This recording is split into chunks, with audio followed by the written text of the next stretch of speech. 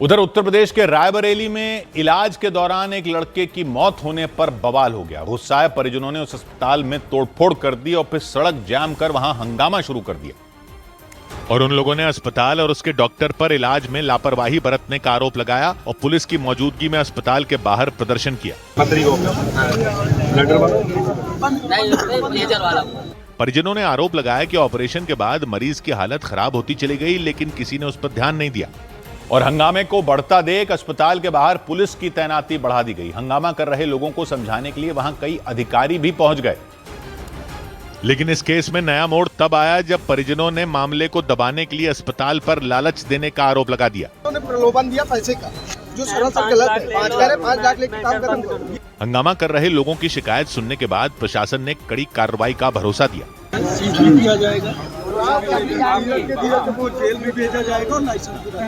वहीं प्रशासन ने अस्पताल को अस्थायी तौर पर सील कर दिया और जांच के लिए कमेटी बना दी गई।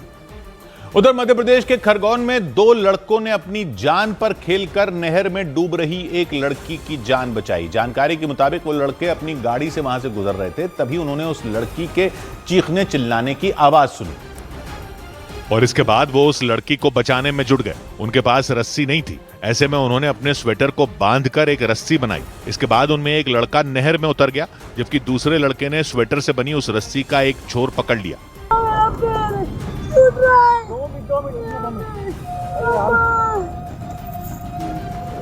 काम करना तो कूद जाओ, पैर पकड़ लेना, जैसे लेट जा, वो पैर पकड़ लेंगे तेरा। इस दौरान वो लड़की काफी डरी हुई नजर आई। उसे डर था कि किसी भी वक्त उसका हाथ छूट जाएगा, लेकिन वो दोनों लड़के उसे भरोसा देते रहे कि वो जल्द ही बाहर आ जाएगी। आखिरकार उनमें एक लड़का नहर में फंसी उस लड़की तक पहुंच गया और उसका हाथ पकड़कर उसे बाहर की तरफ खींचने में जुट गया। एकदम खींच के, और खींच के। एक हाथ दो, इधर वाला एक हाथ दो, हाँ पकड़ो, बस बस, जरा धीरे धीरे ला। उन दोनों लड़कों ने मिलकर किसी तरह उस लड़की को बाहर निकाल लिया। इसके बाद उन्होंने उसे अस्पताल में भर्ती करवाया। हमने हमारी गाड़ी में बिठाया है और सरकारी अस्पताल छोड़ा है और उनका इलाज चालू करवाया। इस मामले की जानकारी मिलने के बाद पूरे गांव ने उन दोनों लड़कों की तारीफ की। उधर बिहार के दरभंगा में मुख्यमंत्री महिला रोजगार योजना की रकम पुरुषों के खातों में जमा होने की खबर के बाद रिकवरी का नोटिस मिलने पर हंगामा हो गया।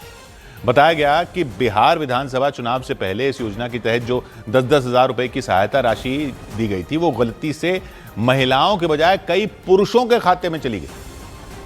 लेकिन बाद में जब विभाग की तरफ से उन लोगों को रिकवरी का नोटिस मिला तो उनके होश उड़ गए, क्योंकि जिन लोगों के खातों में मुख्यमंत्री महिला रोजगार योजना की राशि डाल दी गई थी, वो उन पैसों को खर्च कर चुके थे। आरो खर्चा हो गया, बचा तो आरो कर्ज लेके अपना घर गाय खरीद ली। हैरान कर देने वाला ये मामला दरभंगा के जाले विधानसभा क्षेत्र के अहियारी गांव का रहा। इस योजना का फायदा महिलाओं को दिया जाना था, लेकिन गांव के कई पुरुषों के खातों में ये रकम चली गई और बाद में जिन लोगों को ये पैसे मिले, उन्होंने अपनी गरीबी का हवाला देते हुए सरकार से अपील की कि वो उन पैसों को माफ कर दे और इसके लिए ये दलील दी गई कि उन्होंने न तो इसके लिए कोई फॉर्म भरा था, न ही सरकार से कोई मांग की थी। उन लोगों के मुताबिक उन्हें यह लगा कि सरकार ने जिस तरह से महिलाओं की मदद की, उसी तरह वो उनकी भी मदद करना चाहती है। बिहार विधानसभा चुनाव से पहले इस योजना के तहत लोगों की आर्थिक मदद की गई थी, लेकिन राशि बांटने में हुई इस गड़बड़ी का पता चलने के बाद लोगों से रिकवरी का आदेश जारी होने पर हंगामा शुरू हो गया। उधर जम्मू कश्मीर में भारत पाकिस्तान सीमा पर नए बंकर बनाने की तैयारी तेज कर दी गई। सरकार ने जम्मू कश्मीर में बॉर्डर के पास फंसे जिलों के डीएम को आदेश दिए कि वो अपने जिलों का आकलन करें और सरकार को बताएं कि उन्हें कितने बंकरों की जरूरत है, क्योंकि ऑपरेशन सिंदूर के वक्त पाकिस्तान की गोलीबारी से बचने के लिए यही बंकर लोगों के काम आए थे। लोगों ने इन्हीं बंकरों में छिपकर अपनी जान बचाई थी। जानकारी के मुताबिक इसीलिए सरकार बॉर्डर वाले इलाकों में और बंकर बनाने में जुट गई। सरकार से मिले आदेश के बाद बॉर्डर वाले जिलों के डीएम ने अपने इलाकों का आकलन शुरू कर दिया।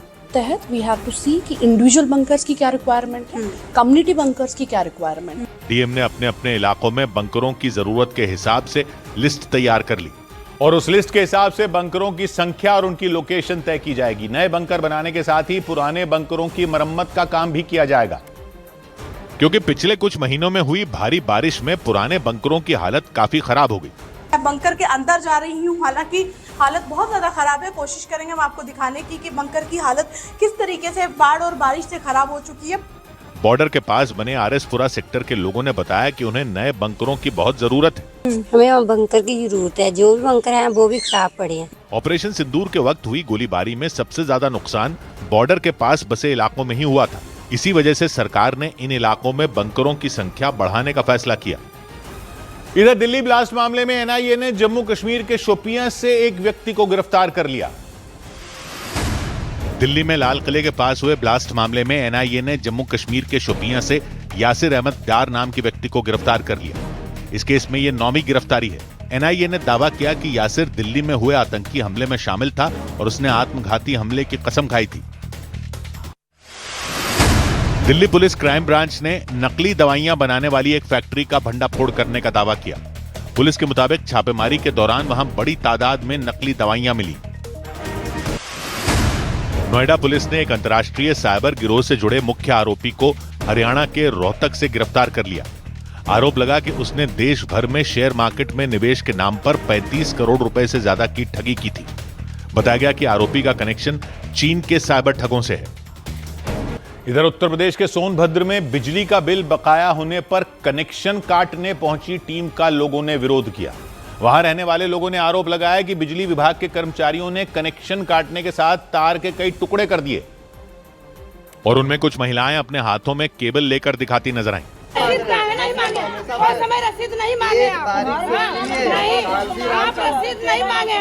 वो महिलाएं बिजली विभाग के कर्मचारी से बहस करती दिखाई दी और उन्होंने उन पर कोई रसीद न देने का आरोप लगाया। आरोप लगा कि सोनभद्र के रॉबर्ट्सगंज इलाके में मौजूद कांशीराम आवासों में रहने वाले लोगों ने बिजली का बिल जमा नहीं कराया था, इसलिए बिजली विभाग के कर्मचारी कनेक्शन काटने के लिए पहुंचे थे, लेकिन वहां के लोगों ने उन कर्मचारियों को घेर लिया और बात इतनी बिगड़ गई कि पुलिस को दखल देना पड़ा। वहां कई पुलिसकर्मी पहुंच गए, उन्होंने लोगों को शांत करने की कोशिश की, लेकिन पुलिसकर्मियों की मौजूदगी में भी उन लोगों का हंगामा चलता रहा।